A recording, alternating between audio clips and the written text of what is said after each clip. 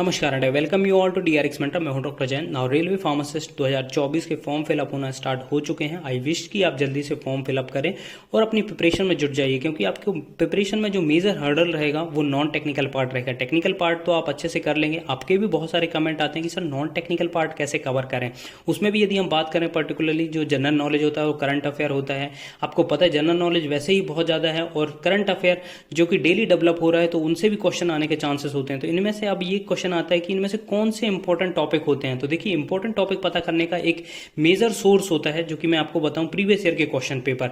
क्योंकि कई बार क्या होता है कि जब क्वेश्चन पेपर बनने के लिए किसी एक्सपर्ट्स के पास जाता है तो उसको प्रीवियस ईयर के क्वेश्चन पेपर दिए जाते हैं, है ना। तो उनसे देख के वो एक आइडिया लगाता है किस टाइप के क्वेश्चन प्रीवियस ईयर में पूछे जा चुके हैं। तो लगभग उनके आसपास ही आपको क्वेश्चन देखने को मिलता है। जैसे हम एक एग्जाम्पल के थ्रू बात करें तो देखिए, प्रीवियस ईयर 2019 में फार्मासिस्ट में ही क्वेश्चन आया था कि जबलपुर शहर किस नदी के किनारे बसा हुआ है। तो वो नर्मदा नदी के किनारे बसा हुआ है। तो मे बी नेक्स्ट टाइम ये पूछा जा सकता है कि उज्जैन शहर किस नदी के किनारे बसा हुआ है, जो कि क्षिप्रा नदी के किनारे बसा हुआ है। तो इस टाइप के क्वेश्चन आपको देखने को मिल सकते हैं। तो इस वीडियो में डिटेल में डिस्कस करेंगे। 2019 के पेपर से हम एक आइडिया लेंगे कि कौन कौन से टॉपिक पूछे गए थे, सो दैट आप वो तो कंप्लीट करके जाइएगा। यदि उनसे कोई क्वेश्चन आएगा तो कम से कम वो आप अटेम्प्ट कर पाएं और अपने स्कोर को इंप्रूव करें और सिलेक्शन होने के चांसेस भी हों। तो चलिए स्टार्ट करते हैं इस वीडियो को।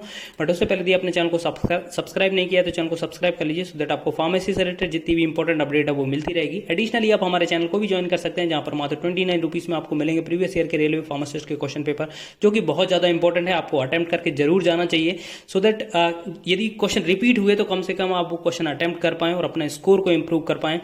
आप यदि प्रिपरेशन ऐसा चाहते हैं कि लगभग आपको 400-500 क्वेश्चन एक साथ ही मिल जाए, तो आप हमारे कम्युनिटी सेक्शन या पोस्ट सेक्शन को विजिट कर सकते हैं, जहां पर अपलोडेड है मोर देन 500 एमसीक्यू, जो कि बहुत ज्यादा इंपॉर्टेंट है अपकमिंग रेलवे फार्मासिस्ट के पॉइंट ऑफ व्यू से।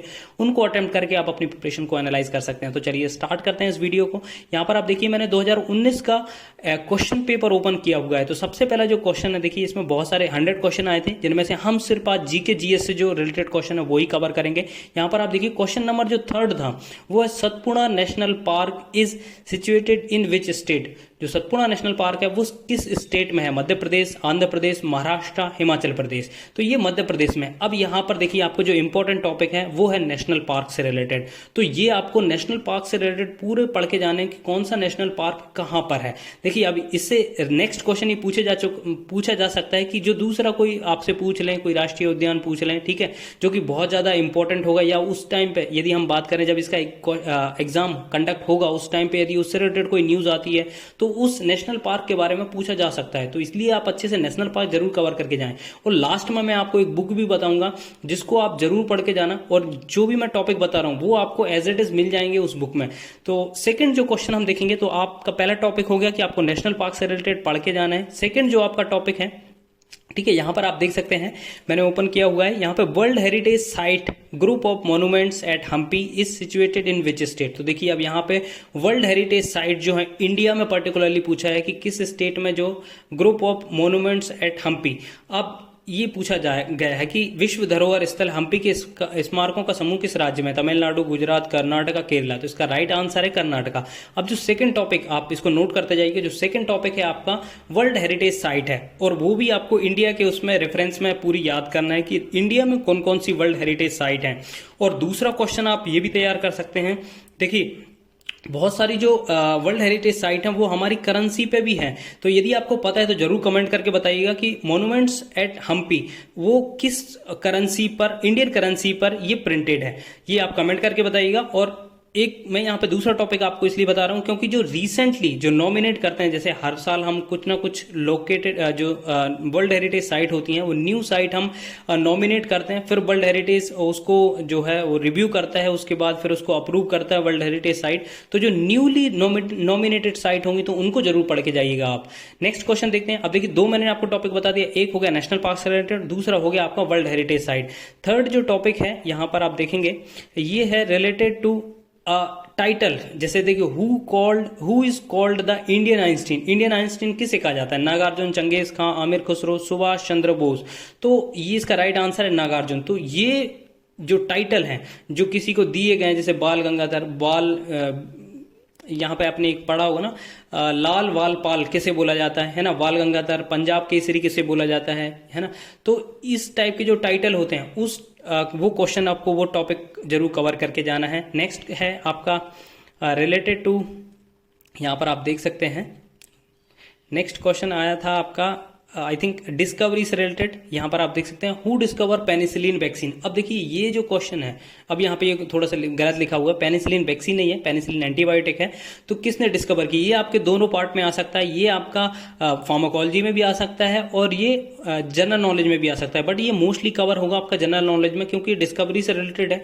कई बार पूछा जाता है कि कौन सा, जैसे स्टेथोस्कोप के बारे में पूछा जाता है कि किसने डिस्कवर किया था, स्फिग्नोमैनोमीटर किसने डिस्कवर किया था, या इंसुलिन की डिस्कवरी किसने की थी, खोज किसने की थी। तो इस टाइप के क्वेश्चन पूछे जा चुके हैं प्रीवियस ईयर के। जैसे हम सीजीएचएस की बात करें तो उसमें पूछा गया था कि इंसुलिन की खोज किसने करी थी।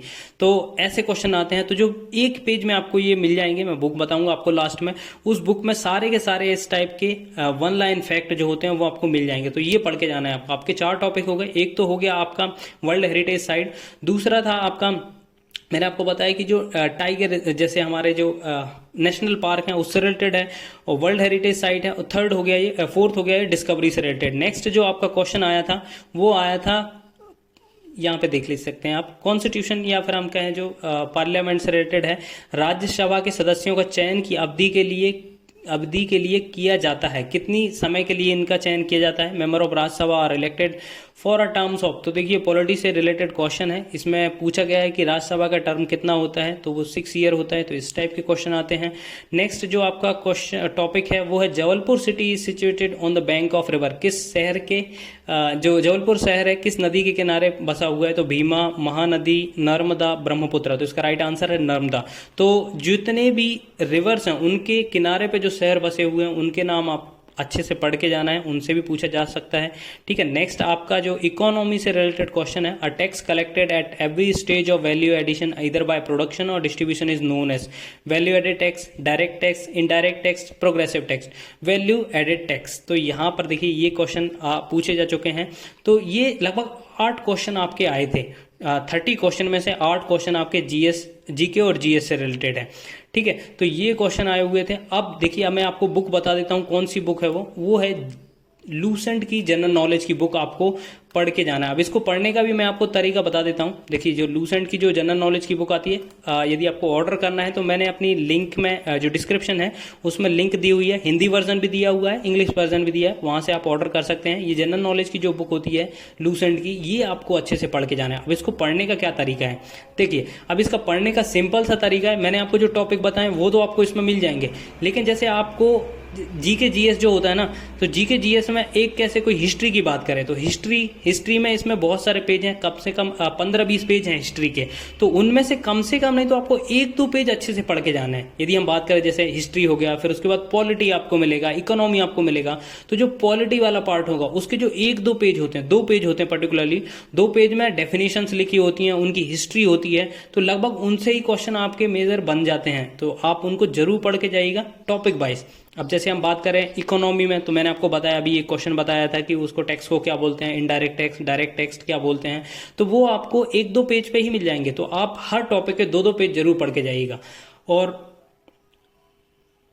इस बुक के बारे में मैं आपको बताऊं, ये बुक आपका सिलेक्शन करा सकती है, क्योंकि जो देखिए आपके जितने भी कॉम्पिटिटर होंगे वो सभी फार्मेसी वाला पार्ट अच्छे से पढ़ के जाएंगे, लेकिन जो नॉन टेक्निकल पार्ट है वो सभी लोग कवर नहीं करते हैं। तो आप अच्छे से नॉन टेक्निकल पार्ट जरूर कवर करके जाइएगा। और जीके और जीएस के लिए लूसेंट की जो जीके की बुक है, आप हिंदी में भी पढ़ सकते हैं, इंग्लिश में भी पढ़ सकते हैं, ये सफिशिएंट है आपके जीके जीएस के लिए। आई होप ये इन्फॉर्मेशन आपको अच्छी लगी होगी। अच्छी लगी तो प्लीज चैनल को सब्सक्राइब करिए, वीडियो को लाइक करिए, शेयर करिए एंड कमेंट करिए। थैंक यू, नमस्कार।